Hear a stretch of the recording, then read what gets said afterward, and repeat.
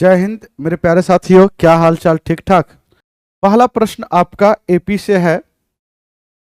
आप देखिएगा, ये जो दिया गया है समांतर श्रेणी जो दिया गया है आपका, बोला गया है इसमें 25 पदों का योग निकालना है। मेरे प्यारे मित्र, सबसे पहले सम ऑफ एन टर्म जो होता है, जब आप किसी भी पदों को एपी में जोड़ेंगे तो इसकी दो फॉर्मूला होता है योग का। एक होता है सम ऑफ एन टर्म, मतलब n/2 2a प्लस में n-1 इंटू डी होता है।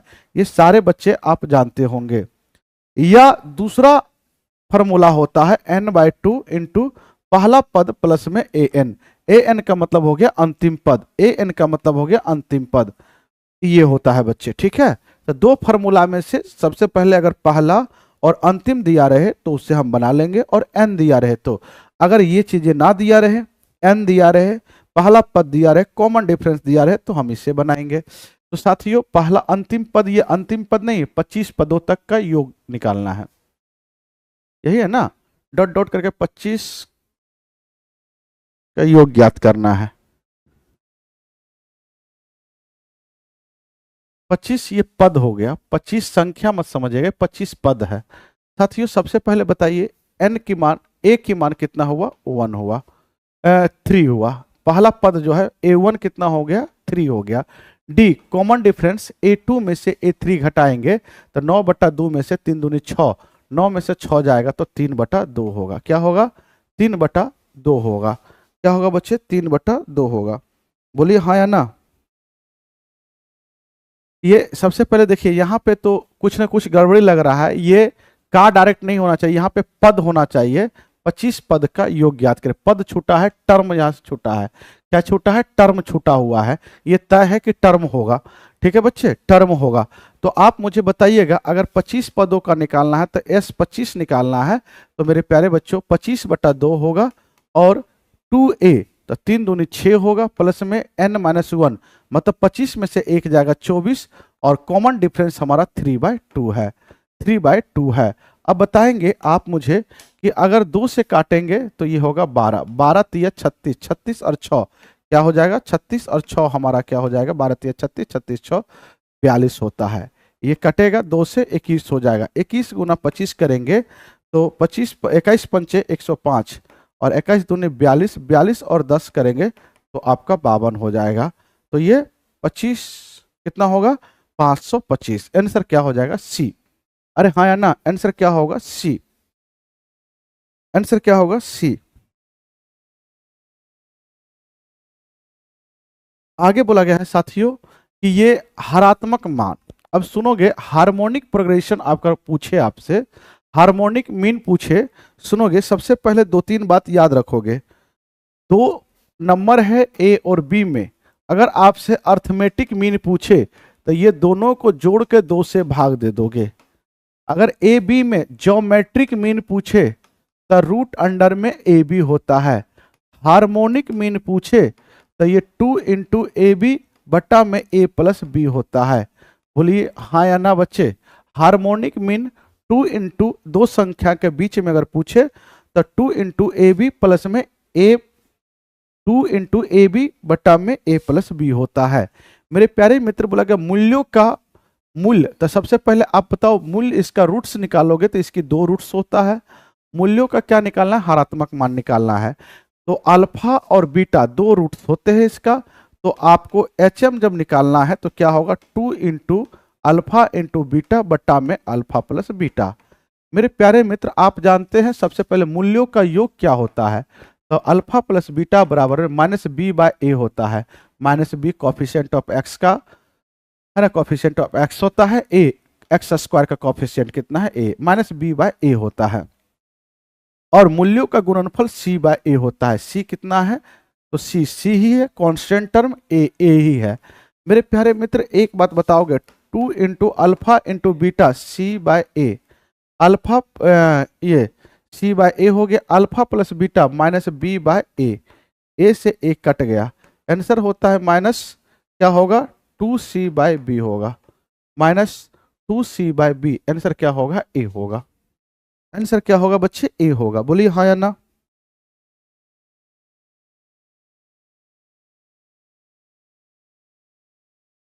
किसी बच्चे को कोई परेशानी है तो बताएंगे। अरे हाँ या ना?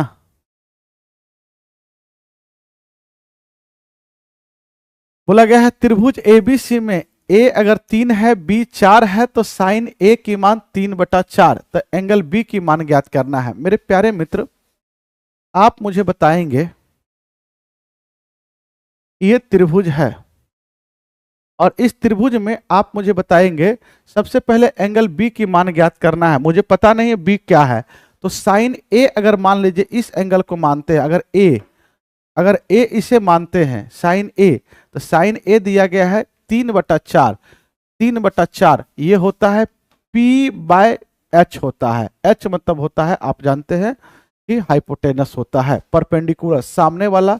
अगर ये एंगल ए हुआ तो 3 और ये क्या हो जाएगा 4, तो ये हमारा क्या होगा रूट अंडर में कर्ण स्क्वायर। आप जानते हैं आधार क्या होता है, रूट अंडर में एच स्क्वायर माइनस में परपेंडिकुलर स्क्वायर। 4 के स्क्वायर 16 में से 3 के स्क्वायर 9 जाएगा, तो ये 7 होगा। ये क्या होगा 7।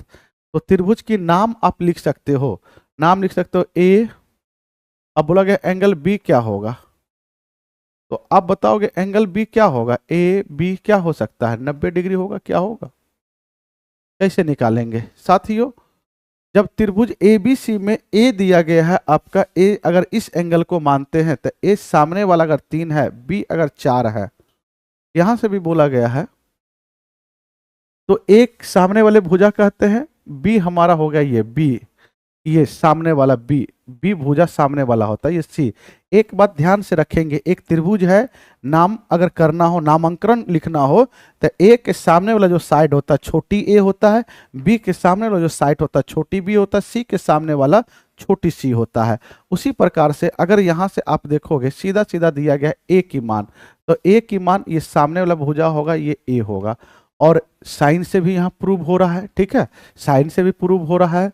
और b की मान 4 है, तो b की यही एंगल b है, तो ये सामने वाला b होगा। अगर हम त्रिभुज ऐसे बनाते हैं, समकोण त्रिभुज, ये a हुआ तो भुजा ये a होगा, ये अगर b हुआ तो ये भुजा b होगा, ये अगर c हुआ तो ये हमारा c होगा। तो आप देख रहे हैं कि सारी बात अगर ये हो रहा है तो b यहाँ पे मेरी मजबूरी बनता है कि ये 90 डिग्री होगा। कितना होगा 90 डिग्री होगा। ठीक है बच्चे, चलिए जो डिस्कशन आपका छूटा हुआ है बच्चे, हम आपको बार बार बोल रहे हैं कि वो हम आप कंप्लीट करा देंगे आपका। ये एक बेहतरीन शानदार प्रश्न है, बेसिक से बनाएंगे तो बहुत लंबा जाएगा। हम आपका चाहते हैं कि डायरेक्टली हम इसमें कोई मान को पुट कर देते हैं, तो मान मत पुट कीजिएगा, नीचे फंस जाइएगा। नीचे सबका मान नीचे है, कहीं अगर 0 बन गया तो 1 अगर 0 क्या होता है इनफाइनाइट होता है, अनडिफाइंड होता है, मीनिंगलेस होता है।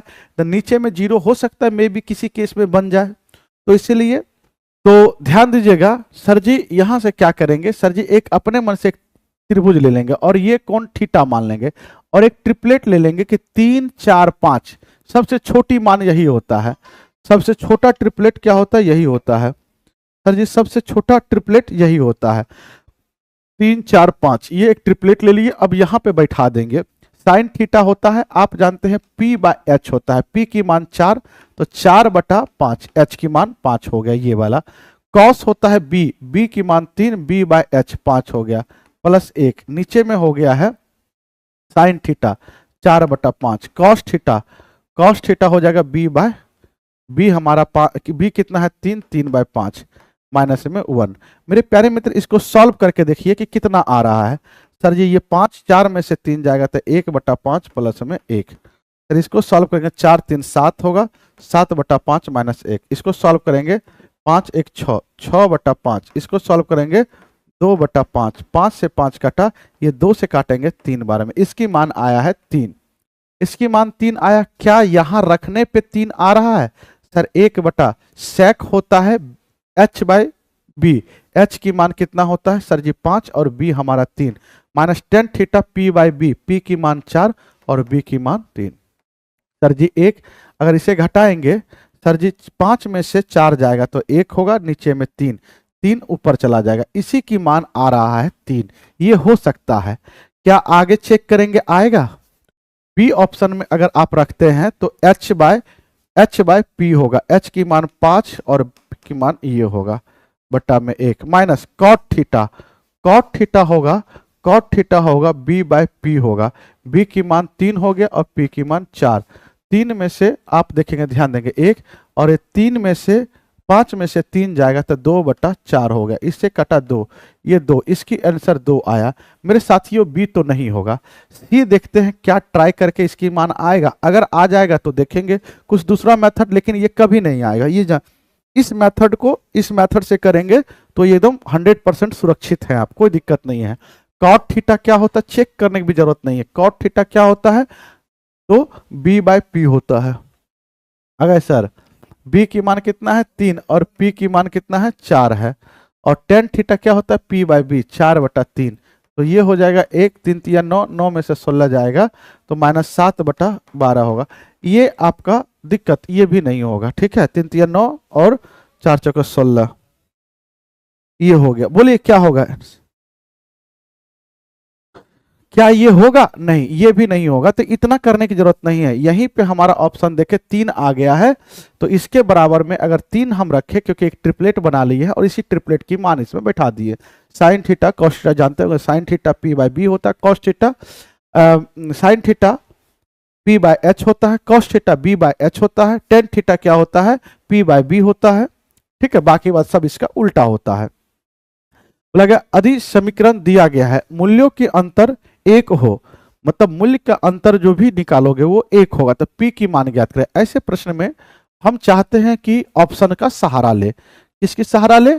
अगर ऐसा क्वेश्चन रहे तो बाय ऑप्शन चलते हैं। सर जी अगर पहला ऑप्शन 7 उठाते हैं यहां रखते हैं तो समीकरण बन जाएगा x। अगर p की मान हम 7 रखते हैं तो 7x प्लस में 12 बराबर 0। क्या दो मूल आएगा? गुना करने पे 12 और जोड़ने पे 7 आए। सर जी ऐसा संभव है? जी सर है। कब सर? 4 3 7। सर जी बराबर के उस और लेके जाके x की मान -4 और ये -3 आया। दोनों का मूल का अंतर 1 है, ये पॉसिबल होगा। प्लस वाला अगर हम p की मान -7 लेते हैं तो यहां रखते हैं x स्क्वायर -7x प्लस में 12 बराबर में 0। ये 4 तिया 12, -4 गुना -3 प्लस 12 और 4 और 3 जोड़ेंगे -7, ये होगा। बराबर के उधर लेके जाएंगे तो 4 होगा और ये 3 होगा। x की मान 4 और 3 हुआ, x की मान 4 और 3 हुआ। हाँ कल बाद टेस्ट का डिस्कशन हो जाएगा बच्चे, हो जाएगा। जो भी हम छोड़े हैं पीछे वो हम करा देंगे, उसके लिए आप निश्चित रहिए।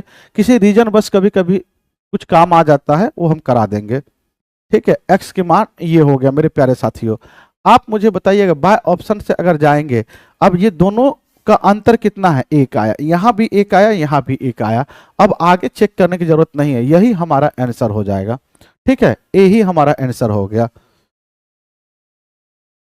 आगे बोला जाता है एक थैले में 2 लाल 3 हरी तथा 2 नीली गेंदें हैं।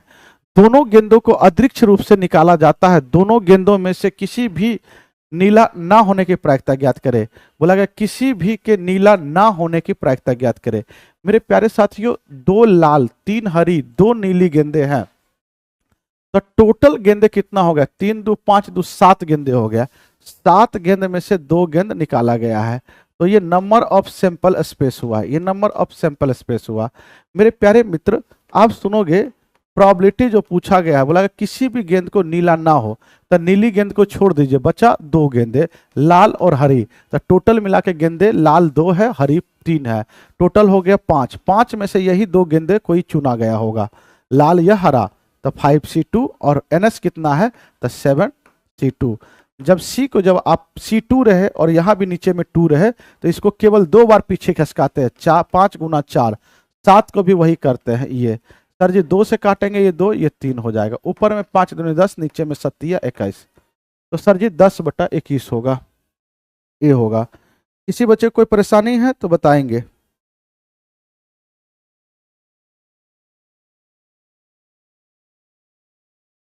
अरे बोलिए कोई दिक्कत है बच्चे? ये होगा। आइए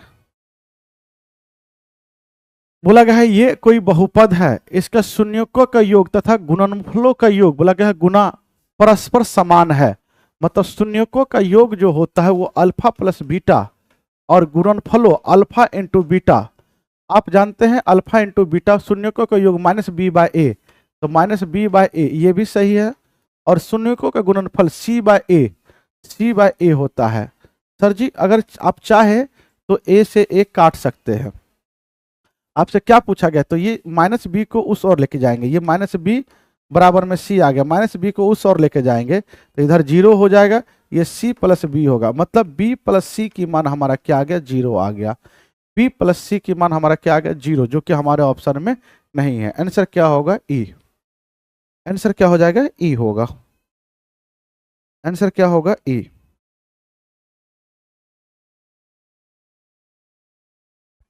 आंसर क्या होगा, ई होगा। बोलिए किसी बच्चे को कोई दिक्कत है? आगे देखिए, बोला गया है 3 पासे अदृक्ष उछाले जाते हैं, किसी भी एक पासे में से 3 आने की प्रायिकता क्या है? किसी भी पासे में से 3 आने की क्या प्रायिकता है? मेरे प्यारे साथियों गौर से समझेंगे, प्यार से समझेंगे। बोला गया है किसी भी पासे में 3 आने की प्रायिकता ज्ञात करें। सबसे पहले आप मुझे बताओ, अगर एक पासा को एक ही बार उछालोगे तो 6 कंडीशन बनेगा, 1 आ सकता है, 2 आ सकता है, 3 आ सकता है, 4 5 6 कोई भी आ सकता है, लेकिन 3 आने की प्रायिकता 1 है। कितने में से, टोटल 6 में से। 3 नहीं आने की प्रायिकता बताओ, 3 नहीं आने की प्रायिकता, 3 नहीं आने की प्रायिकता। तो एक निश्चित घटना, पूरा का पूरा घटना 1 होता है, 1 में से 1/6 3 आया है, 1/3 आने की प्रोबेबिलिटी है, 1/6 है। तो नहीं आने की प्रोबेबिलिटी होगा 6 में से 1 जाएगा 5/6, नहीं आने की प्रोबेबिलिटी होगा 5/6। तो ऐसा क्यों किए सर? क्योंकि एक पासे को 3 बार उछाला गया है, अदृक्ष रूप से उछाला गया। जब भी ऐसा क्वेश्चन रहेगा 3 बार उछालने की बात करेगा मेरे प्यारे बच्चों, तो आप समझेंगे कि अगर 2 बार उछाला जाएगा तो 6 का स्क्वायर, 3 बार उछाला जाएगा तो 6 का क्यूब करेंगे, जितने बार उछाला जाएगा उतना करेंगे पावर में। साथियों तो अब यहां से क्या करना है, तो नहीं आने की प्रोबेबिलिटी ये है, अगर 3 बार उछाला जाएगा तो 5/6 का अब इसी का क्यूब कर दो, ज्यादा दिमाग नहीं लगाना है। ये 125 होगा और ये 6 का हो जाएगा 216। ये 3 नहीं आने की प्रायिकता हुआ, तो 3 आने की प्रायिकता कितना होगा, 3 आने की प्रायिकता, 3 आने की प्रायिकता एक निश्चित प्रायिकता 1 होता है, 3 नहीं आने की प्रायिकता 25/16 है, तो 3 आने की प्रायिकता कितना होगा? तो सबसे पहले हम क्या किए, दिमाग लगाएं कि नहीं आने की प्रायिकता निकाल लिए एक केस में, एक बार जब डाइस को उछाला गया तब।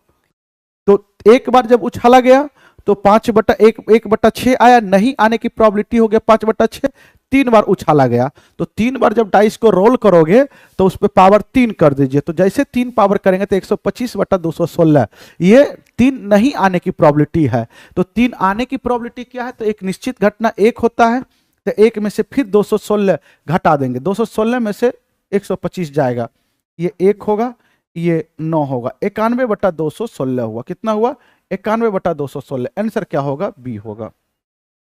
आंसर क्या होगा, बी होगा। आगे बढ़िए, ये बच्चे बोला गया है, आप मुझे बताएंगे, एक फार्मूला आपको लिखते हैं, पहले सबसे पहले एक फार्मूला लिख देते हैं।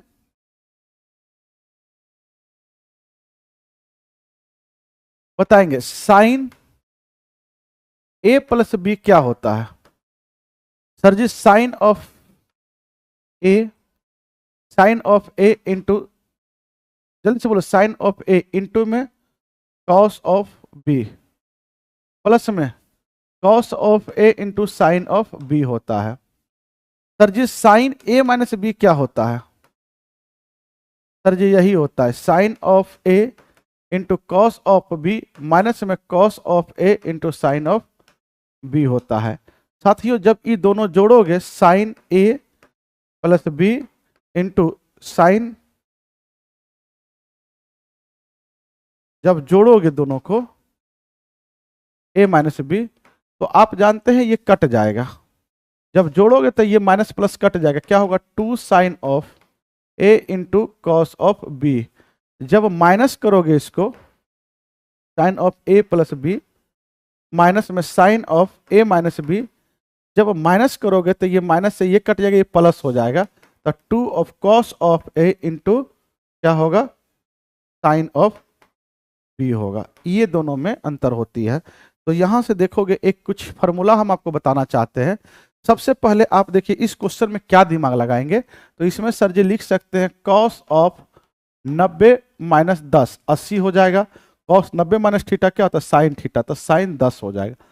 इसको लिख सकते हैं साइन 50 माइनस साइन 10, ये हो गया।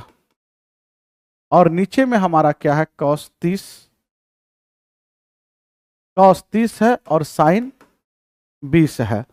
इसको लिख सकते हैं आप, ऊपर लिख सकते हैं, एक लाइन और बढ़ा ही देते हैं, साइन 30 प्लस 20 50 होगा, माइनस साइन, साइन लिख सकते हैं 30 माइनस 20, 30 में से 20 जाएगा 10 ही होगा।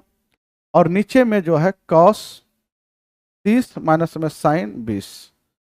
साथियों साइन ए प्लस बी ये है, तो आप मुझे बताओ साइन ए प्लस बी में से माइनस करेंगे sign A minus B. Sir जी जब माइनस करेंगे तो आप जानते हैं, अभी आप देखे थे, माइनस जब करते हैं तो 2 cos of A into sine of B होता है। 2 क्या होगा, 2 कॉस ऑफ ए, तो cos of A 2 cos of A 30 into sine of 20, sine कितना है 20 है। नीचे में कॉस ऑफ 30 और साइन ऑफ 20, ये दोनों कट जाएगा ऊपर नीचे, सीधा सीधा आंसर आ गया 2। आंसर क्या होगा, 2 होगा। आंसर क्या होगा, 2 होगा। अरे हाँ या ना, अरे हाँ या ना। आगे देखेंगे बच्चे, बोला दो समांतर रेखाओं की आप मुझे बताओ प्रवणता क्या होगा, ढलान क्या होगा, स्लॉप क्या होगा, स्लॉप क्या होगा, आप मुझे बताओगे स्लॉप इसका क्या होगा। स्लॉप, तो दो समांतर लाइन की रेखा, ये है समांतर पैरेलल लाइन, तो दो पैरेलल लाइन हो तो जो इसकी ढलान होगा वही इसकी ढलान होगा, क्योंकि जब पैरेलल है दोनों अगर एक साथ ढलेगा, पैरेलल का मतलब कहीं एक दूसरे को काटेगा नहीं, तो इसका जो स्लॉप होगा, स्लॉप बराबर होगा। स्लॉप क्या होता है, समांतर लाइन की स्लॉप क्या होता है, बराबर होता है। लिख लोगे समांतर लाइन, पैरेलल लाइन, ठीक है, समांतर लाइन रेखा का स्लॉप बराबर होता है। और दो चीजें अगर बराबर हो उसकी अंतर निकालोगे तो जीरो होगा। जैसे ए और ए माइनस ए, अंतर निकालोगे जीरो होगा। दो चीजें अगर बराबर हो तो आप उसको जो है,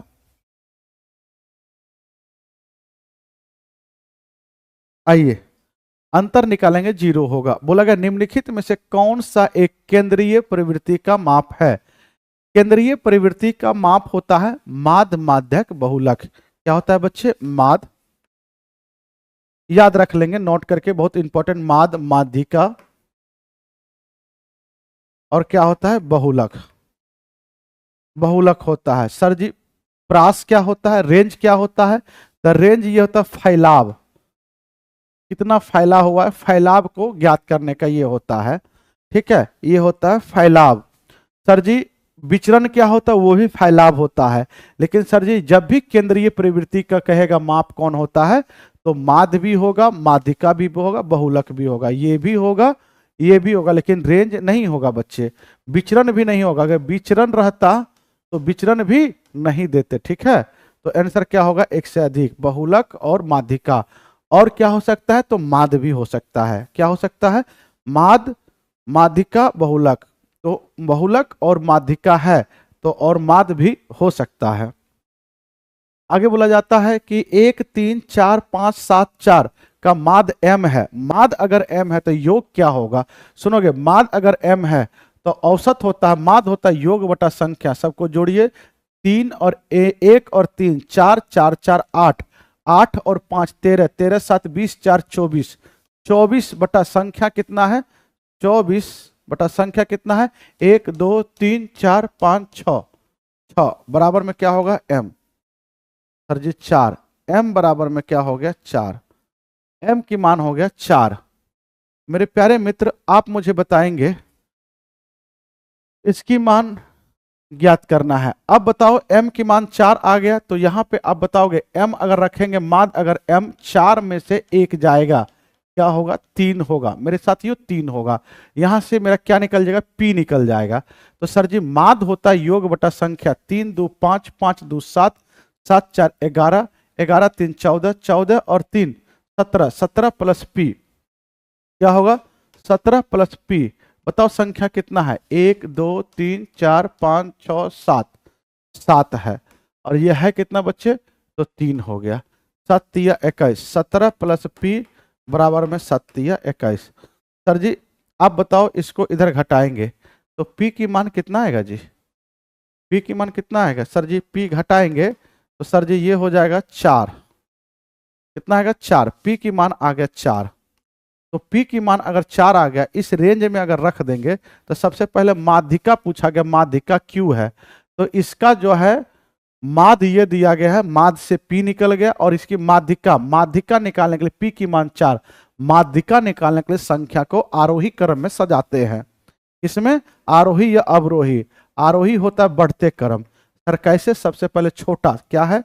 2 2, उसके बाद क्या है सर? 3 3, 1 2, 1 2 3, उसके बाद 4 4।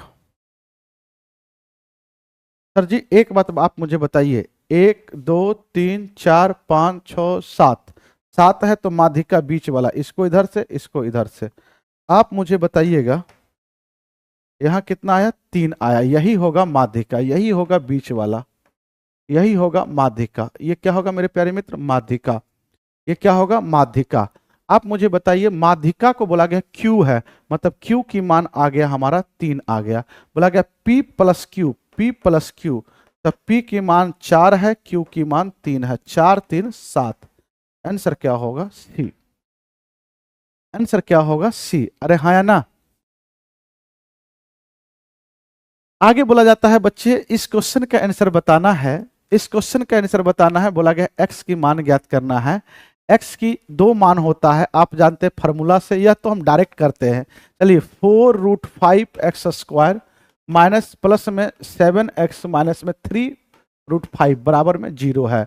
साथियों आप जानते हैं ये दोनों समीकरण को गुना करते हैं, ये दोनों मान को गुना करते हैं। 4√5 गुना में 3√5, तो 4 तिया 12 गुना 5, 12 पंचे 60, क्या होगा? 60। मेरे प्यारे मित्र 12 पंचे 60। आप मुझे बताइए सर जी 12 पंचे 60 हो रहा है, माइनस में है 60, क्या है? माइनस में। तो दो संख्या ऐसा ढूंढिए गुना करने पे 60 आ जाए। तो सर जी 12 वही तो होगा, प्लस में 12, 12 गुना माइनस 5, 12 में से 5 जाएगा 7 भी हो जाएगा, और ये दोनों की गुना करेंगे माइनस 60 भी आ जाएगा। तो x की मान सीधा सीधा बराबर के इस ओर जाएगा, प्लस 12 है तो माइनस 12 होगा, ये माइनस 5 है तो 5 प्लस 5 होगा, लेकिन x² के कॉफिशिएंट से इसमें भाग देंगे। ये होगा 4√5, ये होगा 4√5, ये भी भाग देंगे दोनों में। ये कटेगा 4 तिया 12, पहला मान हो गया -3/√5। आगे ये अगर मान लीजिए ऊपर नीचे √5 से गुना कर देते हैं तो ये √5 से √5 5 हो जाएगा। यह तो छोड़िए, गुना क्यों करना, ये डायरेक्टली काट दो, इससे √5 से कटेगा 5√5 बार में, तो ऊपर हो जाएगा √5/4। आंसर आपका यही होगा। x के 2 मान, तो -3/√5, ये √5/4। आंसर क्या होगा? A। आंसर क्या होगा? A।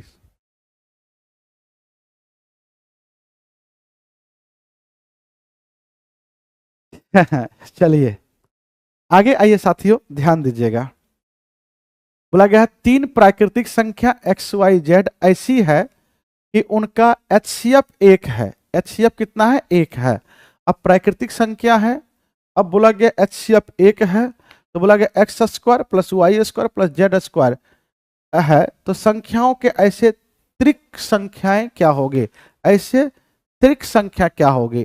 त्रिक संख्या समझते हो? ट्रिपलेट, ट्रिपलेट जैसे कोई संख्या है, ट्रिपलेट, त्रिक संख्या का मतलब ये ट्रिपलेट कहना चाह रहा है, ठीक है? मतलब 3 4 5। आप इस सब की HCF आप निकालोगे, HCF निकालोगे तो आप देखिएगा इसकी HCF, इसका HCF अगर निकालोगे तो कितना होगा? 1 होगा।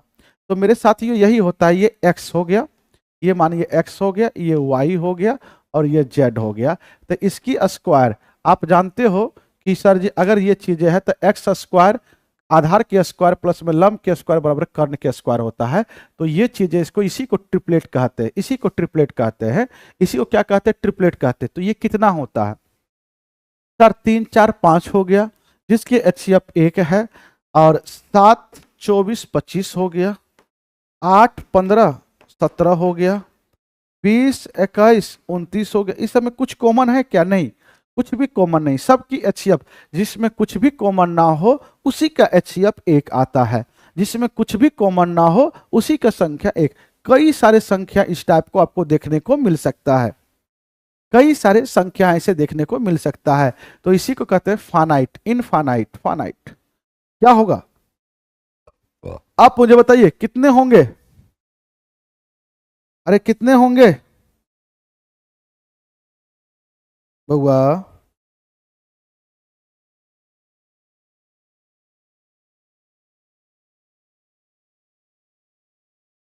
5 नहीं होंगे, कई सारे होंगे। फानाइट नहीं देंगे, हमको लगा इनफानाइट है, इनफानाइट होगा। आंसर क्या होगा? ई, इनमें से कोई नहीं, इनफानाइट, इनफानाइट होगा। आप गिन नहीं सकते हैं, फानाइट तो गिन सकते हैं, इनफानाइट होगा। कई सारे आप, कई सारे आप निकाल सकते हो। इसकी महत्तम निकालना है मेरे प्यारे मित्र। ऐसे क्वेश्चन में जब दशमलव वाला महत्तम पूछे या लघुत्तम पूछे, लघुत्तम पूछे या महत्तम पूछे, सर जी दोनों की कंडीशन सेम है। एक ही कंडीशन याद रखोगे, सीधा सीधा दशमलव उड़ाएंगे नीचे में लिखेंगे, इसको उड़ाएंगे नीचे में लिखेंगे, इसको उड़ाएंगे नीचे में लिखेंगे, लेकिन कंडीशन एक है। कंडीशन क्या है कि सबसे पहला कंडीशन, 2 मेथड होता है इसके बनाने का, आप एक ही मेथड सीखिए, ये जो अभी हम बता रहे हैं यही सबसे अच्छा मेथड होता है। क्या होता है? तो सर जी अगर दशमलव रहे दशमलव उड़ा देना है और नीचे में जीरो की संख्या समान करना है, सभी जगह नीचे में जीरो की संख्या समान करना है। जैसे यहाँ 100 था तो यहाँ भी अपने मन से एक ऊपर नीचे लगा दिए 100। बस जब एचसीएफ पूछे तो नीचे में तो सेम लिख देना है, एलसीएम पूछे या एचसीएफ पूछे नीचे, अब आपको कुछ भी पूछे नीचे सेम लिखना है। ऊपर क्या लिखेंगे सर? तो एचसीएफ पूछा है तो बस ये सब की एचसीएफ ले लेंगे, यही सबका एचसीएफ। सर जी 108 36 90 एक ऐसी संख्या बताओ जो सब में भाग लगे। सर जी 18 से ये भी भाग लग रहा है, ये भी लग रहा है, ये एक बड़ी से बड़ी संख्या। तो ऐसी बड़ी से बड़ी संख्या ढूंढो जो कि दिए गए सभी संख्या को काट दे। 108 भी कट रहा है, 36 भी कट रहा है, 90 भी कट रहा है, तो क्या होगा? 18। तो यही एचसीएफ हमारा 18 आ गया।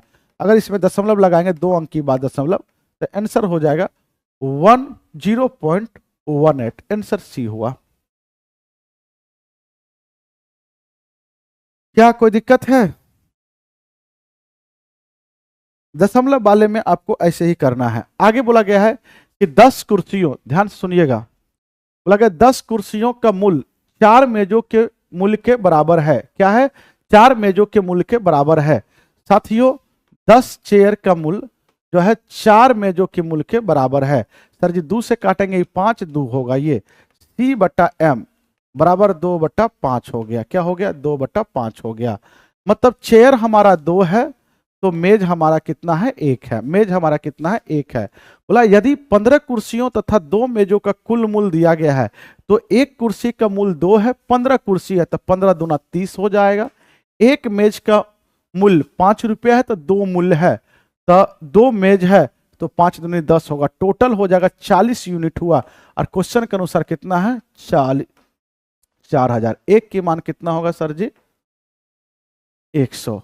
तो बोला जाता है कि 12 कुर्सी तथा 3 मेजों का मूल्य कितना होगा? 12 कुर्सी, 12 कुर्सी तथा 3 मेज का मूल्य कितना होगा? एक कुर्सी का मूल्य 2, 12 दूनी 24 और 3 मेज 5 तिया 15। सर जी इसको अगर जोड़ते हैं तो ये 9 होगा और ये कितना होगा? 3 39। तो सर एक की मान 100 तो 39 की मान कितना होगा? 3900 होगा। कितना होगा? 3900। आंसर क्या होगा? सी। आंसर क्या होगा? सी। कृपया करके रिप्लाई दीजिए सर जी, क्या रिप्लाई दे बोलिए।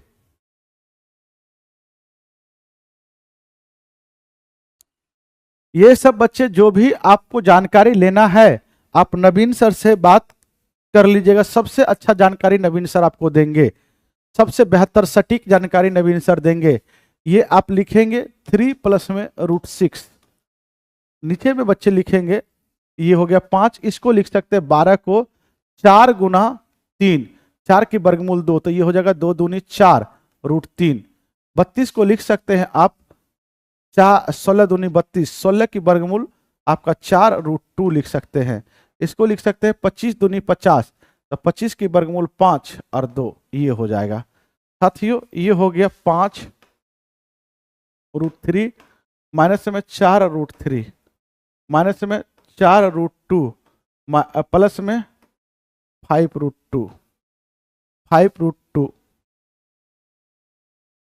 सर जी आप मुझे बताइए 5 में से 4 जाएगा 3 होगा, और इसमें से आप ये जाएगा 1 होगा। सर जी एक बात बताओ, ऊपर में हो जाएगा 3 √6, यहाँ पे क्या होगा? सर जी √3 में से 5 में से 4 जाएगा तो ये √3 केवल हो जाएगा। सर जी यहाँ 5 √2 में से 4 √2 चला जाएगा तो क्या होगा? प्लस में √2 होगा। ऊपर नीचे √2 से गुना कर दीजिए, तो ये 3 √3 माइनस में √2, नीचे में क्या होगा? √3 माइनस में √2, हर का परमेकरण हो जाएगा। तो ये a प्लस बी, ये आपको गुना होगा, ये a plus B into a minus B, तो नीचे में a square minus B square 1 हो जाएगा। यहाँ से इसको गुना करेंगे तो 3 √3 माइनस में 3 √2, इसको गुना करेंगे तो ये कितना होगा? सर जी प्लस में ये √3 इंटू 6 18, 18 6 ये दोनों गुना होगा 18, 18 के 9 दूनी 18, 9 की वर्गमूल 3, ये 2 होगा। और इसको गुना करेंगे 6 दूनी 12, 12 की वर्गमूल होगा 2 √3। सर जी आप बताएंगे, सर जी ये सेम चीजें हैं, ये प्लस माइनस कट जाएगा, 3 में से 2 जाएगा तो 3 √3 में से 2 √3 जाएगा तो क्या होगा? √3 होगा। क्या होगा? √3 होगा। हमारा आंसर है ही नहीं। हमारा आंसर है क्या?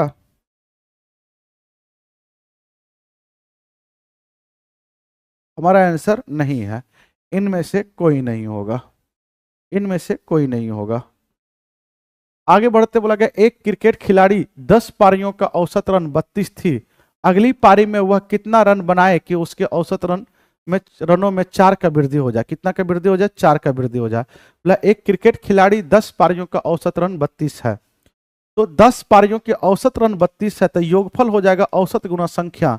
10 पारी खेला 32 रन बनाया, तो योग क्या होगा?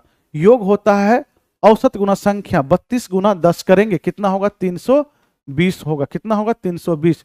बोला गया कितना रन आगे और बनाए, आगे बोलता अगली पारी में, मतलब 10 पारी था, एक पारी और खेलेगा, 11 पारी में कितना रन 11वीं पारी बनाया ताकि औसत में 4 का वृद्धि था। औसत पहले कितना था बच्चे? तो 32, 32 में 4 का वृद्धि होगा 36, और 36 औसत हो गया कितने पारी में? तो एक पारी और खेला था, टोटल पारी हो गया 10 1 11। योगफल होता है बच्चे औसत गुना संख्या, ये गुना करेंगे 6 6 3 9 3। मेरे साथियों 10 पारी में टोटल रन इतना था, 11 पारी में इतना आ गया, तो 11वीं पारी में मतलब एक पारी में कितना रन बनाया है? सर इसमें से इसको घटा देंगे तो 6 होगा, 9 में से 2 जाएगा 7, 76 हो गया। सर एक पारी में कितना होगा? 76 हो गया। आंसर क्या होगा? बी। आंसर क्या होगा? बी होगा।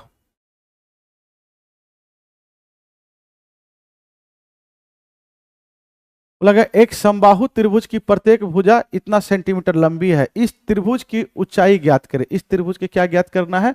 ऊंचाई ज्ञात करना है। समबाहु त्रिभुज की भुजा दिया गया है, समबाहु त्रिभुज की भुजा दिया गया है, ठीक है, ये समबाहु त्रिभुज की भुजा है।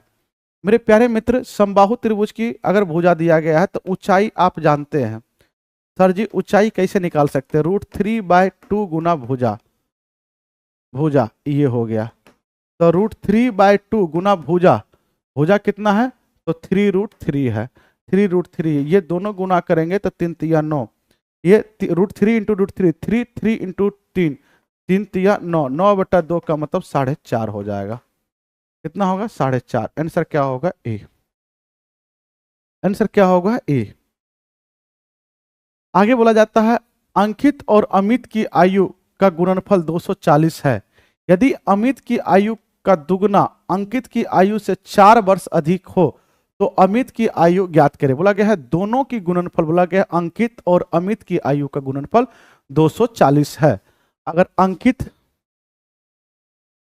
अंकित का उम्र x मानते हैं तो अमित भाई साहब जो है, अमित जो होगा, ध्यान सुनिएगा, अमित भाई साहब जो है कितना हो जाएगा, दोनों के गुणनफल आपका ये होना चाहिए, ठीक है। अंकित की आयु से, बोला गया अंकित की आयु से 4 वर्ष अधिक है, तो अंकित की आयु, अमित की आयु हो जाएगा 240 बटा x। क्यों? ये दोनों को जैसे गुना करोगे तो x x कट जाएगा, दोनों के गुणनफल 240। एक की आयु x माने तो दूसरे की आयु हम क्या मान लिए, 240 बटा x मान लिए। कितना मान लिए? 240 बटा x मान लिए। बच्चे ध्यान से सुनिएगा, अब बोला गया है कि अमित की आयु, तो अमित की आयु बताओ कितना है, तो 240 बटा x है। बोला गया है का दुगना, इसका दुगना, ये अंकित की आयु से 4 वर्ष अधिक है, अंकित की आयु से 4 वर्ष ये अधिक है, ये दोनों बराबर होगा। मेरे प्यारे मित्र, ये इधर गुना हो जाएगा, ये इसको उधर गुना करो, तो ये सर हो जाएगा कितना होगा सर, 24 दूनी 48, ये हो जाएगा एक्स स्क्वायर, ये दोनों में गुना होगा 4x हो जाएगा। क्वाड्रेटिक इक्वेशन बन गया। ये इस और लेके जाओगे तो x square plus 4x minus में 480 बराबर में 0, बराबर में क्या होगा, 0 होगा। साथियों आप मुझे बताइए, जल्दी से बताइए, ये चीजें तो हो गया। अब यहाँ दो इसकी ऐसी फैक्टर करेंगे जो कि गुना करने पे ये आ जा, जोड़ने घटाने पे ये आ जा। सर जी ऐसे कर सकते हैं आप, 24 गुना माइनस 20, सर जी 24 दूनी 48, ये हो गया, 24 में से माइनस 20 जाएगा 4 होगा, तो x की मान क्या होगा, बराबर के उस और लेके जाओगे तो ये माइनस 24 होगा, ये प्लस 20 होगा, एक्स स्क्वायर के कोफिशिएंट से भाग देंगे, तो ये जो माइनस में नहीं होता इसको कैंसिल आउट कर दो, मतलब x की मान 20 आ गया। तो x की मान, अंकित की मान 20 आ गया। अब 20 से अगर इसमें भाग देते हैं 240 बटा 20, तो ये सर जी हो जाएगा 12 वर्ष। तो अमित का उम्र जो पूछा गया वो कितना होगा, 12 वर्ष। अमित का उम्र कितना होगा, 12 वर्ष। आंसर क्या होगा, बी। किसी बच्चे को कोई तकलीफ है तो बताइए बच्चे। आगे बोला जाता है 3 घनों की भुजा क्रमशः 3 सेंटीमीटर, 4 सेंटीमीटर, 5 सेंटीमीटर है, इन्हें पिघलाकर एक नया घन बनाया गया। छोटे घनों के कुल संपूर्ण पृष्ठों तथा बड़े घनों के संपूर्ण पृष्ठीय क्षेत्रफल के अनुपात बताइए। मेरे प्यारे मित्र, आप समझने की प्रयास करेंगे जो बातें हम समझाना चाह रहे हैं। सर जी 3 घन की भुजा दिया गया है, ये है, 3 घन की भुजा दिया गया है, बोला गया इन्हें पिघलाकर एक नया घन बनाया गया। क्या बनाया गया है, नया घन बनाया गया। जब भी पिघलाने की बात करेगा तो वो अपने किसको पिघलाता है, तो अपनी आयतन को पिघलाता है। तो पहला, सबसे पहले सभी की आयतन बताइए। सर जी पहले घन की भुजा 3 है तो आयतन होगा भुजा क्यूब। दूसरे घन की आयतन कितना है, सर जी दूसरे घन की है 4 क्यूब। तीसरे घन की कितना है, 5 क्यूब। ये होगा इसकी आयतन कितना हो जाएगा, 27। इसकी कितना होगा, 64। इसकी कितना होगा, 125। सबको पिघलाकर मेल्ट किया गया और एक बड़ा घन बनाया गया। बड़ा घन का आयतन, सभी का मटेरियल एक जगह पे इकट्ठा किया और इकट्ठा करने पे ये एक बड़ा घन बना। क्या बना, बड़ा घन बना। और बड़ा घन इसको मिलाया तो मिलाओगे तो कितना हो जाएगा, 5×216। अगर बड़ा घन की आयतन ये है तो बड़ा घन की भुजा कितना होगा, तो सर जी बड़ा घन की जो भुजा होगा और ये किसके क्यूब करने पे आता है, 6 के क्यूब करने पे 216 आता है, तो बड़े घन की भुजा 6 होगा। ये हो जाएगा मेरे प्यारे मित्र। बोला छोटे घनों के कुल पृष्ठीय क्षेत्रफल तथा बड़े घनों के कुल पृष्ठीय क्षेत्रफल बताना है। तो साथियों टोटल सरफेस एरिया क्या होता है, छोटा घन का लेना है और बड़ा घन का लेना है। बड़ा घन का, छोटा घन 3 है तो सर जी सभी का 6a²। आप जानते हैं टोटल सरफेस एरिया 6a² होता है, तो 6a², ए कितना है तो 3 की स्क्वायर, प्लस में दूसरा घन 6 4²। सब जगह 6 लेने की जरूरत नहीं, लेकिन फिर भी ले लो आपको समझ में ताकि ज्यादा आए। ये हो गया, और इसका होता है 6a², ए कितना है 6 की स्क्वायर। सर सब जगह यहाँ भी 6 है, यहाँ भी 6 कॉमन ले लीजिए। और सर जी 3 की स्क्वायर 9 प्लस में 16 और 25, और ये 6 का स्क्वायर ये हुआ, इससे ये कट गया। सर जी इसको जोड़ेंगे तो सर जी 16 9 25, 25 25 50, यही ना होगा, 50 होगा। और ये 6 की स्क्वायर 36। सर जी अगर हम 2 से काटेंगे तो ये 25 होगा और ये 18 होगा। हमारा आंसर हो जाएगा 25:18। आंसर हो जाएगा 25:18। 25:18। आप अगर एरिया अगर पूछा तो सिंपल सी आप ये भी कर सकते हो, 3 की स्क्वायर 9, 4 की स्क्वायर 16 और 5 की स्क्वायर 25। टोटल सरफेस एरिया में अनुपात में 6 को नहीं लेंगे, ये 6 को लेने से कोई फायदा नहीं है। तो साथियों सबको जोड़ेंगे तो 16 9 25 50। तो छोटे छोटे घनों का टोटल सरफेस एरिया 50 आ गया। बड़े घन का तो बड़े घन का केवल इसका भुजा कितना 6, 6 की स्क्वायर 36। 6 को लेना ही नहीं, 6a नहीं लेना, ये कांस्टेंट टर्म है, नहीं लेना है। इसको काटेंगे तो सीधा 25 और 18 आएगा। पुराना वाला का 18 छोटा छोटा और बड़े वाले को, सॉरी पुराने वाले को 25, छोटा वाले को, नया वाले को 18 आया।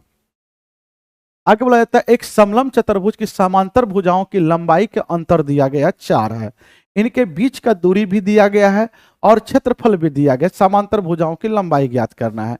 ये समांतर नहीं है, समलंब है। ए भाई समांतर भुजाओं के देना है लेकिन समलंब चतुर्भुज है, ट्राइपीजियम है। और ये ट्राइपीजियम होता है, यही दो भुजा इसका समांतर है, ये और ये। तो बोला गया दोनों की अंतर 4 है। अगर इसका x हुआ तो ये x + 4 मान लो, ये दोनों की अंतर निकालोगे तो 4, इसी की मान निकालना है। सर जी इसकी ऊंचाई भी दिया गया है, इसकी ऊंचाई कितना है बच्चे 19 दिया गया है। तो इसकी क्षेत्रफल होता है 1/2, दोनों समांतर भुजाओं के योग। तो x और x 2x प्लस में 4 इंटू ऊंचाई 19 है और बराबर दिया गया है क्षेत्रफल कितना 475। 19 दूनी 38, 19 दूनी कितना होगा, 19 से काटेंगे 19 दूनी 38। तो सर 17 में से 8 जाएगा ना, 19 × 5 = 95, 25 दूनी ये 50 हो जाएगा। 2x + 4 में 25 दूनी 50 होगा। 2x की मान इसको घटाएंगे तो ये 6 हो जाएगा, ये 6 होगा और ये कितना होगा सर 4 होगा। x की मान कितना हो जाएगा 23। x की मान हो जाएगा 23। अगर x की मान हो गया 23 तो आगे ये होगा 23 + 4 कितना होगा 27। यहां से यहां हो गया 27। आंसर क्या होगा बी। एक बात याद रखेंगे बच्चे, सुनेंगे गौर से। अगर मानिए b log ab हो, मतलब बेस और यहां का गुणनफल दोनों सेम हो जाए तो इसका सीधा सीधा मान a होता है। इस बात को याद रखेंगे, इसका सीधा सीधा मान ये होता है। एक बात ये भी याद रखोगे, log a log बेस और a पर पावर m, इसको इधर कर दोगे बराबर में ये हो जाता है m log a और b होता है। लेकिन ये दोनों जब बेस और एक्सपोनेंट, बेस और गुना दोनों सेम हो जाए तो ये एक्सपोनेंट इसकी आंसर होता है। अब यहां से देखोगे ये 16 log 5 और 4 है, इसको लिख सकते 16 को 4 की स्क्वायर log 5, ये स्क्वायर आप ध्यान सुनिएगा, ये स्क्वायर आप यहां से भी ला सकते हो, इसको यहां कर दीजिए, इसको क्या कीजिए यहां कर दीजिए। ये वाला जो ये 2 है इसको आप यहां कर सकते हैं, कोई बहुत बड़ी बात नहीं है। सर जी ये क्या हो जाएगा 4 log 5 की स्क्वायर 4। तो सर जी 4 log 5 की स्क्वायर 25, ये दोनों सेम हो गया तो आंसर डायरेक्टली क्या आ जाएगा ये वाला 25। आंसर क्या आ जाएगा 25। आंसर क्या होगा सी बच्चे, आंसर क्या होगा सी। ये 16 कब होता है बच्चे, ये 16 कब होता है, आप 16 आंसर दे रहे हैं मेरे प्यारे बच्चों। ये a और a दोनों एक्सपोनेंट और बेस सेम होता तो इसकी मान 1 होता। ऊपर 4 था नीचे भी 4 रहता तो 4 4 1 हो जाता, तब ये जाकर 16 होता। ठीक है, बी आंसर नहीं होगा बच्चे, 25 होगा। बोला गया एक तार को वर्ग के आकृति में मोड़ा जाता है और वर्ग के क्षेत्रफल 81 है और इसी तार से, उसी तार से जब उसी तार का प्रयोग करोगे तो कभी भी उसकी परिमाप चेंज नहीं होगा। उसी तार का जब प्रयोग करोगे तो कभी भी उसकी परिमाप क्या होगा बच्चे चेंज नहीं होगा। इस बात को याद रखना, कभी भी उसकी परिमाप क्या होगा चेंज नहीं होगा। ठीक है, तो याद रखना है कि उसे उसी तार से फिर अर्धवृत्त आकृति में मोड़ा जाता है। मतलब जो वर्ग की बना हुआ था उसे क्या बना दिया गया, अर्धवृत्त बना दिया गया। क्या बना दिया गया है, अर्धवृत्त बना दिया गया। सर्किल का आधा, ये सर्किल पूरा है, इसकी आधा बना दिया गया, ये आधा बना दिया गया, सर्किल की आधा बना दिया गया। तो दोनों की परिमाप समान होता है। इसकी परिमाप 4a होगा और इसकी परिमाप जो होता है ये r, ये r। इसकी परिमाप पूरा फुल वृत्त की परिमाप 2 पाई r, लेकिन अर्धवृत्त की परिमाप होता है पाई r लेकिन 2r, क्योंकि ये दोनों ये एक लाइन एक्स्ट्रा जुड़ जाता है। तो r को अगर कॉमन ले लेते हैं तो ये क्या हो जाता है, पाई प्लस में 2 होता है। तो इसकी परिमाप जो होगा r इंटू पाई प्लस 2 होगा। ठीक है बच्चे, तो आप मुझे बताइए इस वर्ग की एरिया भुजा स्क्वायर होता है और वर्ग की एरिया दिया गया है 81, तो a की मान कितना होगा, 9। a की मान क्या होगा, 9। तो वर्ग की परिमाप 4 गुना भुजा, तो ये 4 गुना भुजा 9 है और इसकी परिमाप यहां से क्या निकलेगा, त्रिज्या निकलेगा।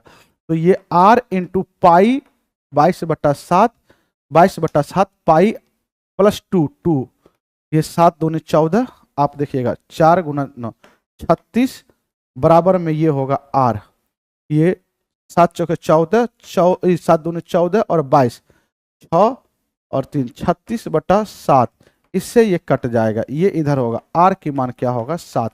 त्रिज्या अगर 7 होगा तो वृत्त का क्षेत्रफल पूछा गया है, तो वृत्त का एरिया क्या होगा, एरिया होगा पाई r स्क्वायर, पाई r स्क्वायर। पाई की मान 22/7, r स्क्वायर कितना, 7 गुना 7, 7 से 7 कट गया, 7 दूनी 14, 7 दूनी 14, 1 15।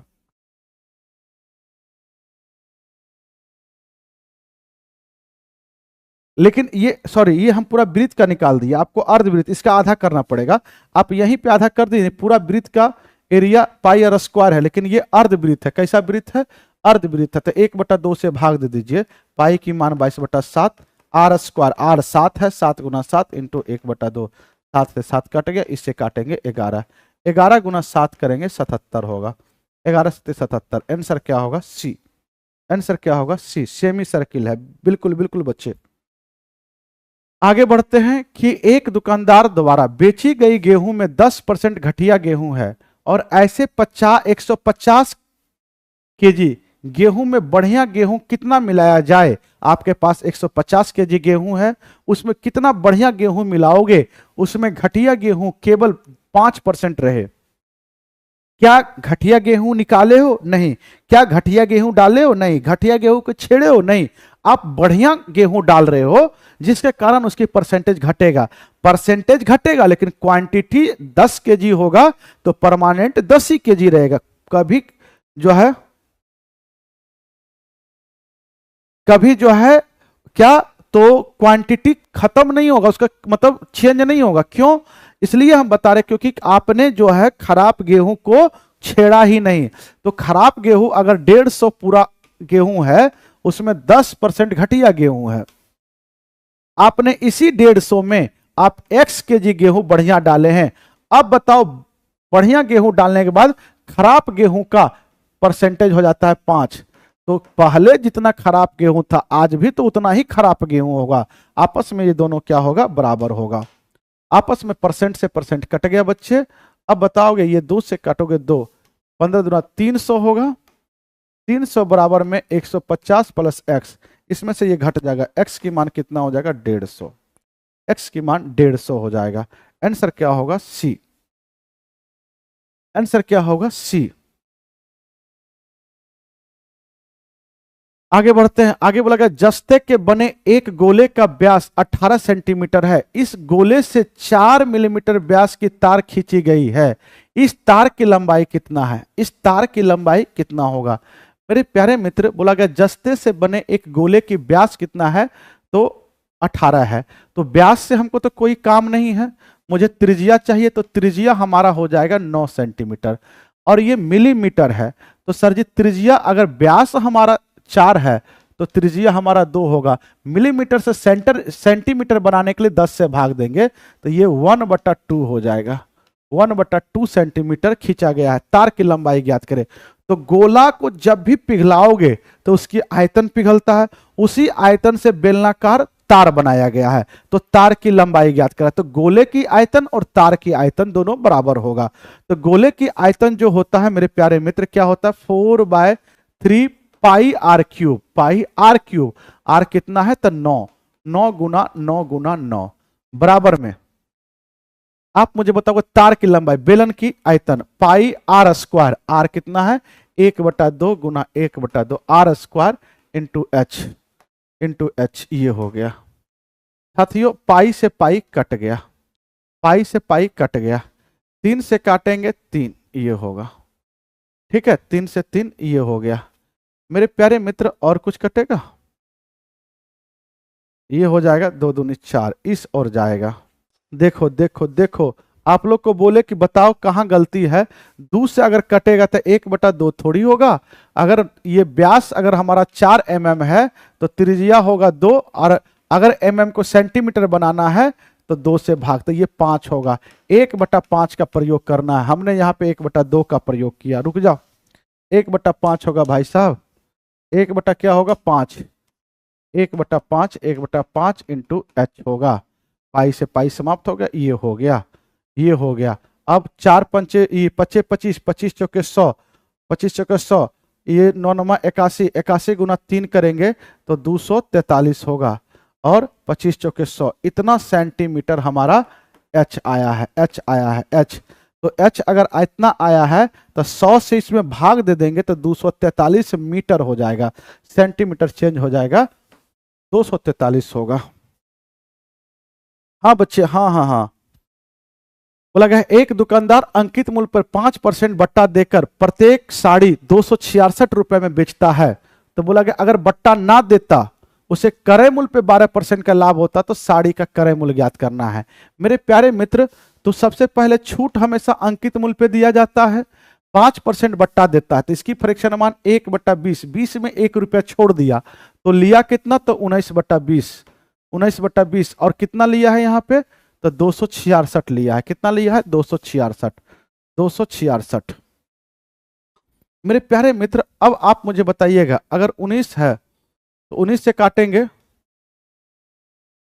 19 एकाही 19, ठीक है, ये 19 चौके 76, तो एमपी जो हमारा है वो कितना आ गया 14 दूनी 28, 280 रुपया। मतलब वस्तु को हमने 228 रुपया अंकित किया। अब बोला गया कोई छूट नहीं देंगे, तो यही हमारा विक्रय मूल्य हो जाएगा, मतलब 280 में ही बेचेंगे, और क्रय मूल्य पे 12% का लाभ हो गया, तो सीपी पे ही लाभ होता है 12% का। तो 12% की फ्रैक्शन मान कितना होता है सर जी, 12% की फ्रैक्शन मान 3/25, 25 में 3 की लाभ हो गया, तो कितना हो गया 28/3 की, 28/25 की लाभ में बेचे हैं वस्तु, और बेचे कितना में तो 280, 28 से कटेगा 10 बार में, ये इस और जाएगा, तो सीपी हो जाएगा हमारा 250, मतलब वस्तु का क्रय मूल्य 250 था, हमारे ऑप्शन में नहीं है। आंसर क्या होगा ई।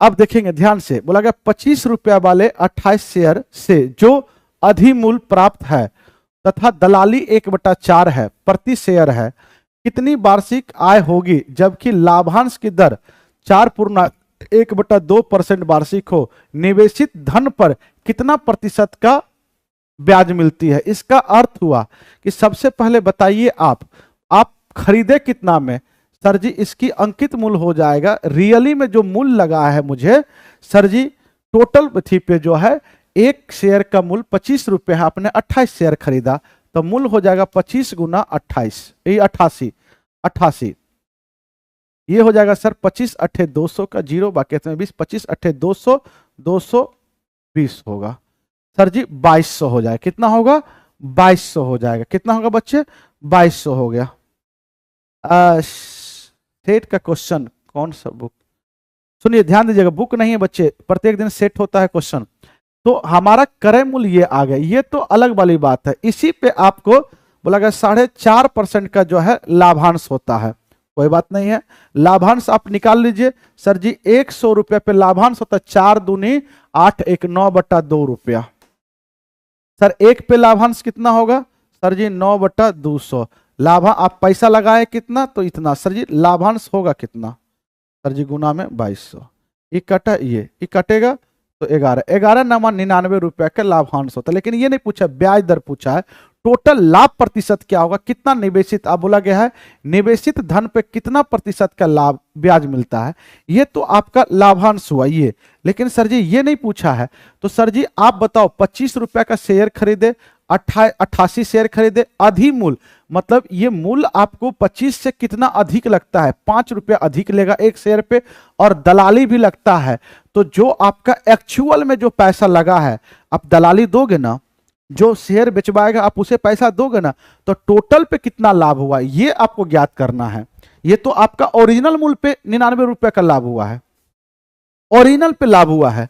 मेरे प्यारे मित्र आप बताओगे 25 रुपया का शेयर है, इधर निकालते हैं, 5 रुपया अधिमूल्य है और 1/4 दलाली है, तो टोटल हो गया एक शेयर पे, ये हो गया 25 और 5 30, 4 तिया 12 और 121/4 रुपया लग रहा है एक शेयर पे। शेयर कितना है हमारा, तो 88 है, 88, इसको काटेंगे 4 दूनी 8, 4 दूनी 8, इसको गुना करेंगे 2 4 2, गुना करेंगे अगर हम तो ये हो जाएगा, टोटल पैसा कितना आएगा 2 4 2 6 4 2 6 2, सर जी इतना रुपया।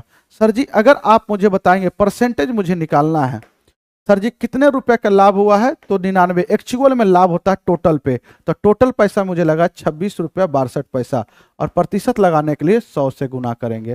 सर जी लगभग में ये कितना आएगा, 26 63 26 चौके 104, 3.7% के करीब में आएगा। तो जो लाभ आपको 4.5% दिख रहा था वो 4.5% नहीं है। Sir please stock and share पढ़ा दीजिए सर, प्रॉब्लम होता है। ठीक है बच्चे पढ़ा देंगे। क्या इस क्वेश्चन में कोई प्रॉब्लम हुआ है, पढ़ा देंगे, छुट्टी में कुछ ना कुछ करेंगे बेहतर। इस क्वेश्चन में कोई प्रॉब्लम हुआ है, परेशानी हुआ है तो बताइए।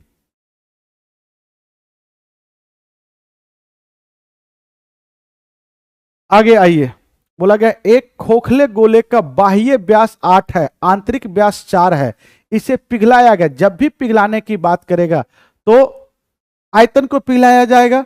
एक शंकु बना दिया, आधार की व्यास दिया गया, उसकी ऊंचाई बताए। व्यास से कोई काम नहीं, त्रिज्या हमारा 4 होगा, इसका व्यास त्रिज्या 2 होगा, इसका त्रिज्या हमारा 4 होगा।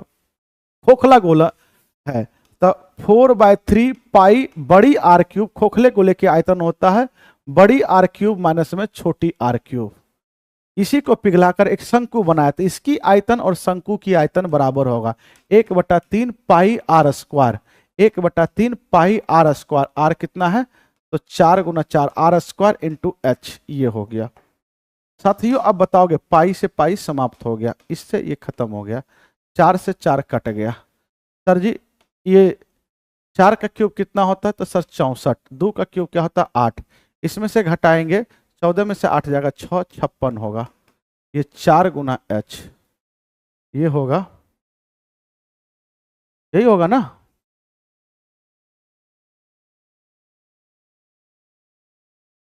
शंकु की ऊंचाई क्या होगा, 14 चौका 56, h की मान कितना होगा 14, 14 चौका 56, आंसर क्या होगा बी। क्वेश्चन 26 में 4 क्या किए हैं, अच्छा 4 क्या किए हैं बता रहे हैं, कौन सा 4 बच्चे, 26। क्वेश्चन नंबर किसमें, 26 में, 26 जाना है, पीछे जाना है।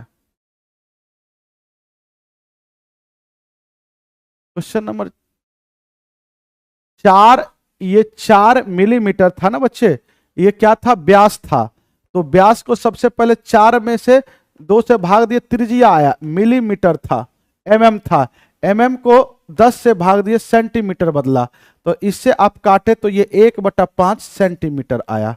ठीक है 1/5 सेंटीमीटर आया।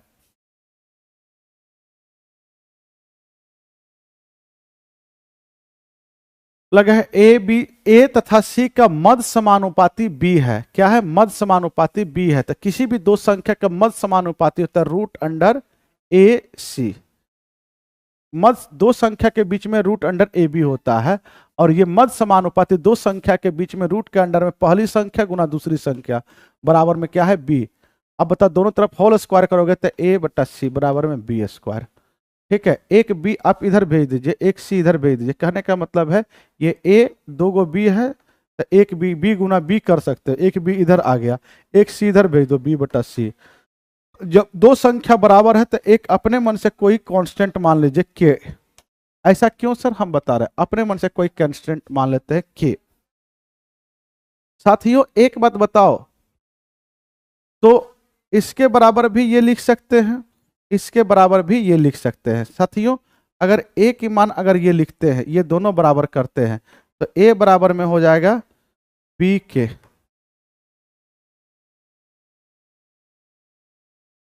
और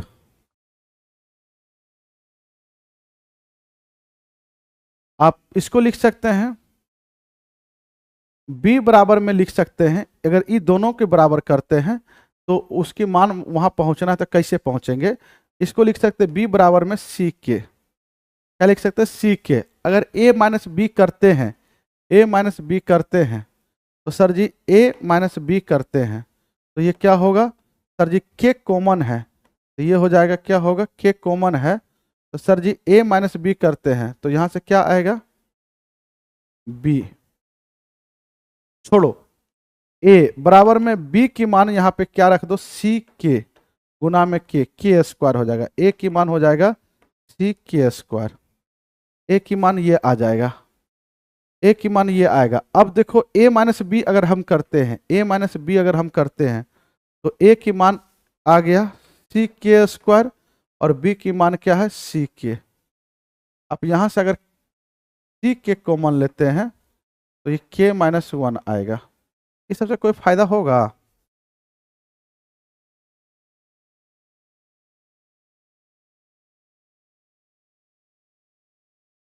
इस सबसे कोई फायदा होने वाला है?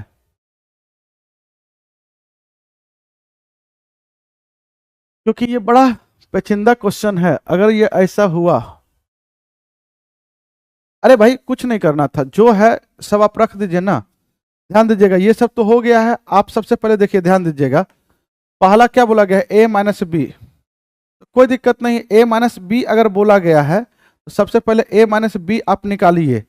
Sir ji a minus B आप निकाल लीजिए। a की मान हम अभी निकाल के दिए है, क्या निकाल के, c के स्क्वायर। और b की मान आप जानते हैं, b की मान एक जहां दिया गया है, b की मान c के है, क्या है, c के है। अभी जैसा रखे थे वैसा सेम प्रोसेस जाएगा। तो अब ये चीजें हो गया। अब दूसरा मान क्या है, तो सर जी दूसरा मान हमारा क्या है, चलिए ये दोनों अनुपात है ना, रुकिए, a माइनस बी का क्यूब अनुपात b माइनस सी का क्यूब। तो a की मान आप मुझे बताइए, a की मान आप क्या रख सकते हैं, a की मान यहां से आप रख सकते हैं c के स्क्वायर और b की मान c के क्यूब अनुपात b की मान आप देखें c के रखे और ये यहां पे c के ही रहने दीजिए, c ही रहने दीजिए। आप मुझे बताइए यहां से क्या कॉमन ले सकते हैं।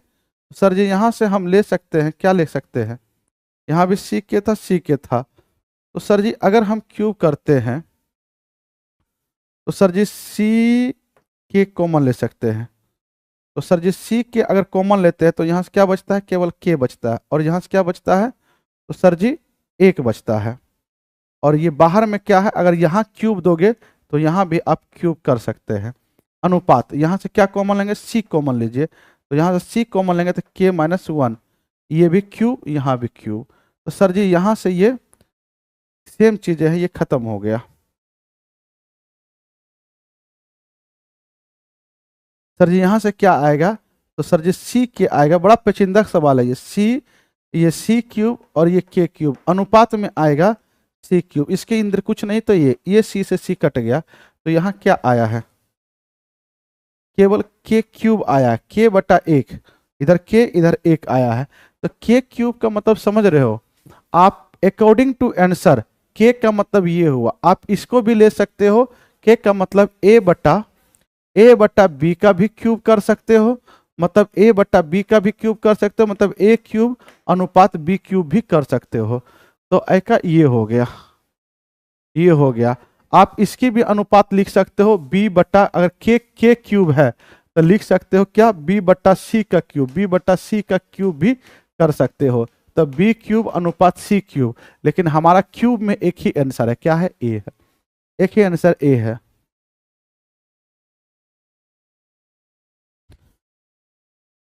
ठीक है बच्चे, फिर से समझा दें, बोलिए फिर से समझा दे क्या, फिर से समझा दे तो बताइए आप मुझे।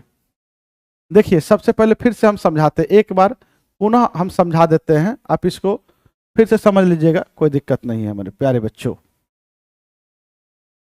आप मुझे बताइए, बोला गया है ए और सी का मध्य समानुपाती, जानते हैं दो संख्या के बीच में मध्य समानुपाती होता है रूट अंडर दोनों संख्या का गुणनफल, दोनों संख्या का गुणनफल।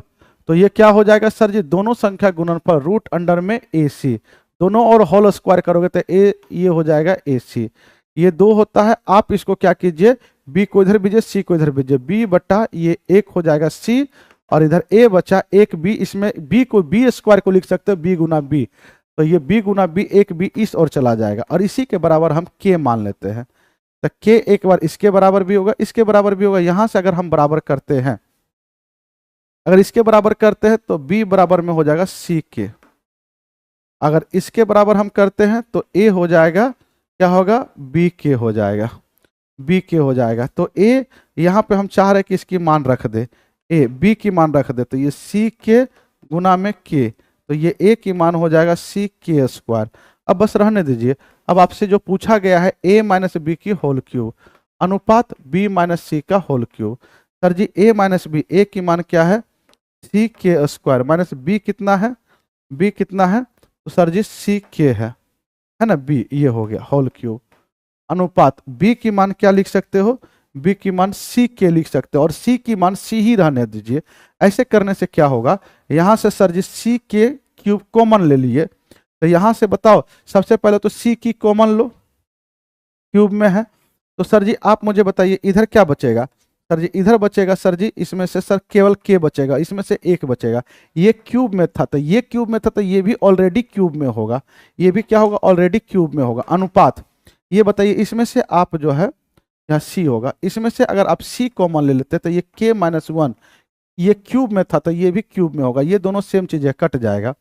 और यहां भी देख रहे हैं कि आप ये दो संख्या दोनों पर क्यूब था, ये भी क्यूब है, ये भी क्यूब, कट जाए, केवल के क्यूब अनुपात एक बचा है। तो के क्यूब अनुपात एक का मतलब होता है के बटा एक, इसका अर्थ यही हुआ। तो आप मुझे बताइए, आप मुझे बताइए के की मान क्या है, तो के की मान सर बी बटा सी है, तो लिख सकते हो बी बटा सी का क्यूब, या अनुपात के की मान क्या है, ए बटा सी, या इसके बराबर, या आप बराबर है, या बी बट ए बटा बी, के की मान और के क्यूब आया है, क्यूब नीचे एक है, कोई फर्क नहीं पड़ेगा, यह तो ये आंसर होगा बी क्यू सी क्यू बराबर या ए क्यूब बी क्यूब, क्या आंसर है, ए क्यूब बी क्यूब, आंसर क्या है, ये होगा। सर जी आंसर बी होगा, अब पता नहीं आंसर क्या होगा, लेकिन हम जो आंसर दिए हैं मुझे लगता है कि यही सही है। ठीक है, बोला गया एक शिविर में ठहरने, बोला गया ठहरे सैनिक के लिए एक निश्चित अवधि के लिए खाद्य सामग्री थी, 10 दिन बाद इसमें 1/5 सैनिक छोड़कर चले जाते हैं। अब बोला गया है शेष सामग्री उतने ही दिन चलेंगी जितने दिन के लिए आरंभ में निश्चित की गई थी। वह अवधि कितना था, आरंभ में मान लो कि हमारे पास x व्यक्ति थे, मैन हमारा x था, तो दिन हमारा, समय हमारा कितना था, समय मानिए y दिन था। बोला गया है जितना व्यक्ति था, बोला जाता है एक शिविर में ठहरे सैनिक के लिए एक निश्चित अवधि के लिए खाद्य सामग्री था 10 दिन के बाद, तो y दिन का समय था, y दिन का समय था, 10 दिन बीत गया, तो y माइनस 10 इतना दिन है, x आदमी है, अभी टोटल भोजन हमारे पास 10 दिन बीत गया है, x आदमी y माइनस 10 अभी इतना भोजन लोग कर सकता है। हुआ क्या, इसमें से 1/5 सैनिक चला गया, 1/5 सैनिक चला गया, यह तो देखोगे सिंपल सी बात समझिए, 1/5 सैनिक चला गया। 1/5 का मतलब होता है टोटल सैनिक 5, टोटल मान लेते हैं, टोटल सैनिक 5 है इस 5 को देखकर, और समय मान लेते हैं, समय मान लेते हैं x दिन। कितना दिन? x दिन। अगर 5 सैनिक है 10 दिन खाया और बोला गया है 10 दिन खा गया है, तो x दिन में से 10 दिन खा गया तो अभी खाना हमारे पास टोटल इतना बचा, और 5 में से 1 सैनिक चला गया तो 4 सैनिक बचा। अब उतना ही दिन चलता जितना शुरुआत में खाना को निश्चित किया गया था, x दिनों तक x किया गया है, तो इसको x लिखे। इधर टोटल वर्क, ये भी टोटल वर्क, ये दोनों क्या होगा? बराबर होगा। यही खाना ये चलेगा। ये हो जाएगा 5x, इसको गुना किए 50, ये हो जाएगा 4x, ये इसे घटाएंगे x बराबर में 50। x शुरुआत में जो हम दिन का निर्धारित किए थे वो 50 दिन था।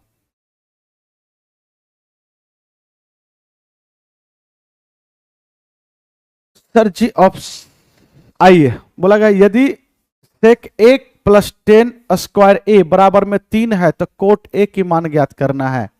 मेरे प्यारे बच्चों, आप मुझे बताइएगा, अगर सेक स्क्वायर a प्लस में 10 स्क्वायर a बराबर में 3 है, आप एक फॉर्मूला भी जानते हैं, सेक स्क्वायर a माइनस में 10 स्क्वायर a बराबर में 1 होता है। ये 1 होता है, ये हम जानते हैं। ये दोनों जोड़ देंगे तो ये हो जाएगा 2 सेक स्क्वायर 1 बराबर में 3 और 1 4, इसे काटेंगे 2, ये इस और जाएगा तो सेक a स्क्वायर इधर करोगे तो √2 होगा। तो सेक √2 किस एंगल पे वैलिड होता है? 45 डिग्री पे। किस पे होता है? 45 डिग्री पे। तो कॉट ए पूछा गया है, कॉट ए का मतलब होता है कॉट 45, कॉट 45 की मान 1 होता है। कॉट 45 की मान क्या होगा? 1 होगा। अरे हाँ या ना?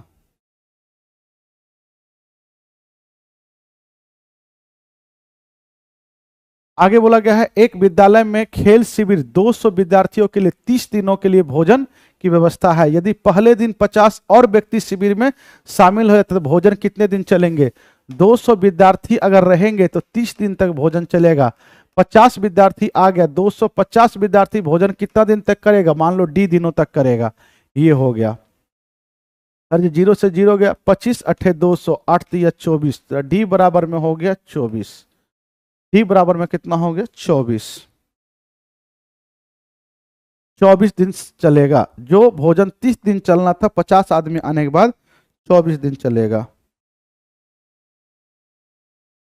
आगे बोलता अर्धवार्षिक रूप से संयोजित होने पर 1 वर्ष के लिए 5000 पर 8% वार्षिक दर से चक्रवृद्धि ब्याज। 8% पूरा वार्षिक है, अर्धवार्षिक लगेगा तो रेट आधा हो जाएगा, 4% हो जाएगा। एक साल में 2 हाफ ईयरली होता है, 2 अर्धवार्षिक होता है। आप जानते हैं 2 साल का जो CI होता है वो x + y + xy बटा 100 होता है। तो इसी पे रखेंगे, 4 4 8 होगा, 4 चौके 16, तो CI बनेगा इस दर से जो है इस फॉर्मूला पे 8.4 चौके 16%। इसका तो मूलधन का, तो मूलधन कितना है बच्चे? तो 50,000। 50,000 का CI कितना बना?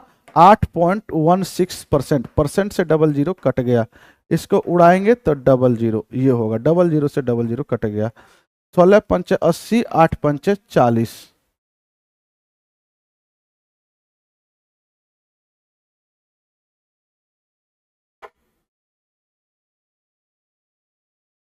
चक्रवृद्धि ब्याज ज्ञात करना है, 50,000 है। कहीं गड़बड़ तो नहीं हुआ ये काटने में? देखो तो ये एकदम सब सही है। 4 चौके 16, 4 4 8, ठीक है। 50,000 है और ये 8.16%, परसेंट से 00 गया, ये उड़ा, ये खत्म। ये हो जाएगा 16 पंचे 80 और 8 पंचे 40, 40 80, ठीक तो है। आंसर क्या होगा? सी होगा। आंसर क्या होगा बच्चे? सी होगा। बोला गया एक टावर 1.8 मीटर लंबा व्यक्ति है, 1.8 मीटर लंबा व्यक्ति है बच्चे। अब बोला जाता है व्यक्ति 30√3 मीटर दूर है एक टावर से, जो है एक टावर ये है, इससे कितना दूर है? तो 30√3 है, और व्यक्ति 1.8 मीटर लंबा है। बोला गया है आंख से उसकी मीनार के उन्नयन कोण, मान लीजिए इसका शीर्ष का मीनार के उन्नयन कोण कितना डिग्री है यहाँ से? तो सर जी कितना डिग्री है? 30 डिग्री है, 30 डिग्री है। 30 के सामने वाला आप जानते हैं ये 30 डिग्री है, ये जितना होगा उतना ये होगा, कितना है तो 30√3। ये मान लीजिए क्या है, तो यहाँ से यहाँ तक h, आप जानते हैं टेन थीटा लगा दीजिए। टेन 30 डिग्री होता है, p की मान x, p/b की मान 30√3। टेन 30 की मान होता है 1/√3 बराबर में x/30√3। √3 से √3 कट गया, x की मान क्या होगा 30। x की मान अगर यहाँ से यहाँ तक 30 हो गया, तो यहाँ से यहाँ तक आदमी लंबा था 1.8, तो टोटल मीनार की लंबाई हो जाएगा 30 प्लस में 1.8, 31.8 होगा। आंसर क्या होगा बच्चे, सी। क्लास है कितनी कितने का क्या?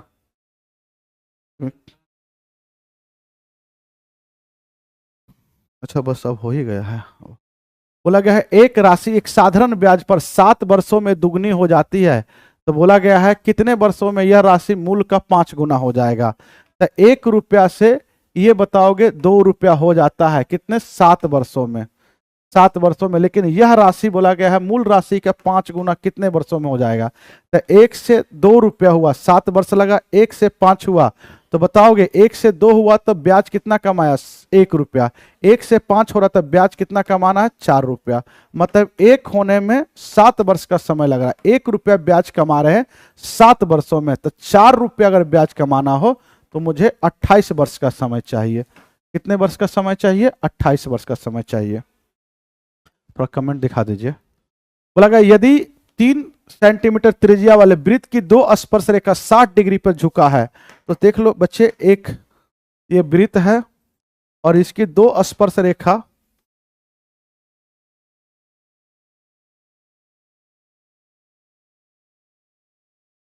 इसकी 2 स्पर्श रेखा बच्चे, 2 स्पर्श रेखा ध्यान दीजिएगा। ये बताओगे अब यहां ये केंद्र से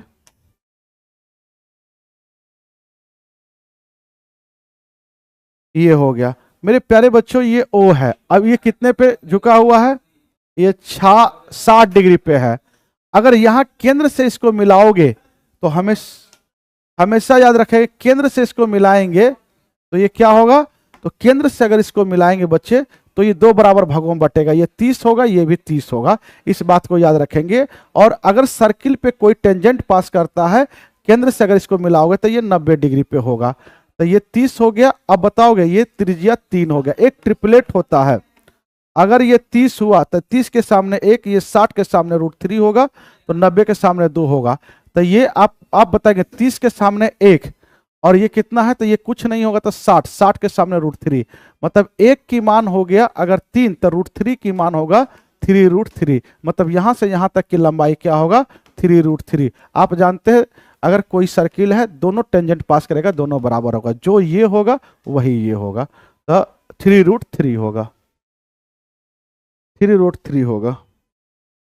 बोला गया है एक सम बहुभुज की आंतरिक कोणों का योग, सम बहुभुज की आंतरिक कोणों का योग होता है n-2 इंटू 180 डिग्री, और यह है कितना 1260 है। साथियों ये कटेगा 18×7 26 से, तो n-2 बराबर में 7, तो n की मान 9 हो जाएगा, मतलब बहुभुजों की भुजाओं की संख्या 9 हो गया। आंतरिक कोणों का योग आप जान रहे हैं, आप मुझे बताइएगा प्रत्येक बाह्य कोण कितना होगा, बाह्य कोणों का योग 360 होता है, प्रत्येक 360, लेकिन 9 भुजा है तो कितना होगा 40 होगा। बाह्य कोणों का प्रत्येक बाह्य कोण 40 होगा। प्रत्येक आंतरिक कोण कितना होगा, टोटल आंतरिक कोणों का योग कितना है 1260 है, 1260 है, और भुजा कितना आ गया तो 9 आ गया, तो 1260 में 9 से भाग देंगे तो ये कितने बार में जाएगा, तो 18 9 1 9 कितना आ गया 3, 9 चौके 14 140, तो अंतः कोण आ गया 140, बाह्य कोण आ गया 40। तो बोला गया अंतर पूछा है, तो अंतर होता है बड़ा में से छोटा घटाना, 140 में से 40 घटाएंगे तो क्या होगा 100, तो बाह्य कोण और आंतरिक कोणों का अंतर कितना आ गया 100, अंतर होता है बड़ा में से छोटा घटाना। साथियों बोला गया 51 किलोमीटर की दूरी तय करते समय एक व्यक्ति देखा कि 1 घंटे 40 मिनट के बाद उसके द्वारा तय की गई दूरी की 5/12 थी। बोला गया शेष दूरी की 5/12 थी, शेष दूरी की 5/12 थी। शेष दूरी की 5/12 थी। शेष दूरी अगर मानिए हमारे पास 12 है तो बताओ तय किए गए दूरी कितना है, 5 है। तो टोटल दूरी कितना हो गया, 12 और 5 कितना हो गया, 17।